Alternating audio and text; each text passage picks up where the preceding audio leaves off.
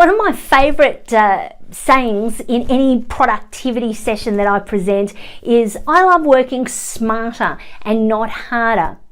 I also put in there that some people say it's lazy. I personally prefer the word productive. It sounds much, much nicer. So my question to you today is, what are you doing because you've always done it that way?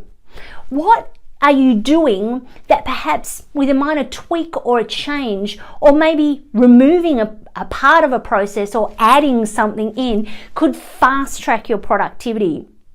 Many organisations I work with are doing the same things the same way because that's the way they've always done it, and they don't have time to explore other options.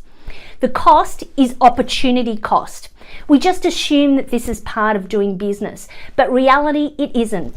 Sometimes what you need is a fresh set of eyes to look at your work, look at what you're doing, and look at how your processes are working in your organisation, and work out if maybe instead of cutting corners, you could cut out activities and actually fast track your way to solutions.